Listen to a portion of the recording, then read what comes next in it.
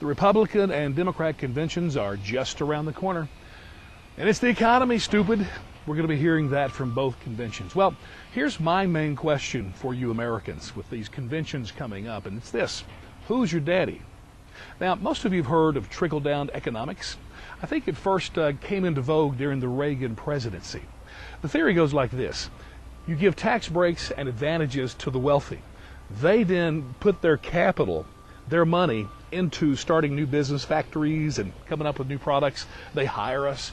Anyway, the money that they have will eventually trickle down to all of us, and the economy will rise like the tide. Okay, I can buy that.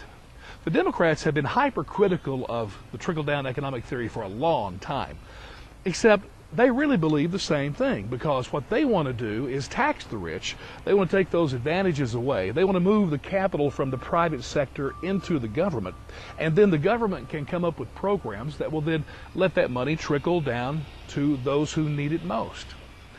Again, a valid theory. Well, I think the theory itself works well and is a great academic debate on college campuses. Personally, as far as the street goes, it's a load of crap. I mean, let me tell you, I love Reagan. He really got me interested in politics, but there was no money that trickled down to me from the rich while he was president, or really any other time that I really know. And to the Democrats, I say, listen, if anything ever trickled to me from the government, oh man, I paid dearly for it with my own money. So I'm not a big believer in trickle-down economics. And both of them are really going to help you choose who your daddy's going to be. Democrats want it to be government. The Republicans want it to be capital or big business, Wall Street, the rich, or whatever you want to call that. For me, well, that brings me to the one thing that I believe is the greatest thing about America, the thing that makes us stand apart, the thing that has made us great, differentiates us from every nation in the world. And I'm going to give it to you in a statement, but before I do that, let me mention one other thing you're going to be hearing a lot about at these conventions, and that's all this social stuff. I mean, gender equality, inequality, sexual orientation, race, all these things are going to be brought into this convention process. But let me tell you this.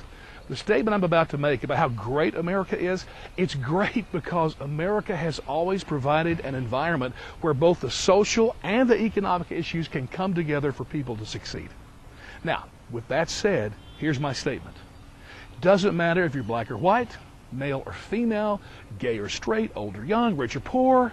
If you have an idea or a product that other people want and they're willing to pay their hard-earned money for, you will succeed, because the people here in this country will reward you. You will grow your income. You can be successful. And you know what else? It's great because there's no ceiling, there's no limit to what you can do. Now, you can go to the polls this fall and you could vote for Romney or Obama, and you could be looking for a daddy.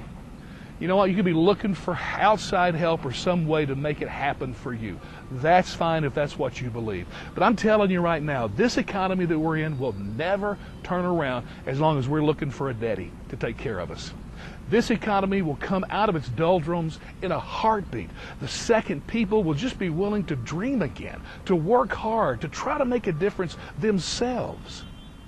That's what made this country great, and that's what will keep it great. You know, I'm 55 years old. Most in other countries, they'd be saying, hey, why don't you retire, give it up, let somebody else have your job, you know. But I guess I'm just too American, because you know what? I still dream, and I am still willing to work hard to make not just a living, but to do exactly what I want to do.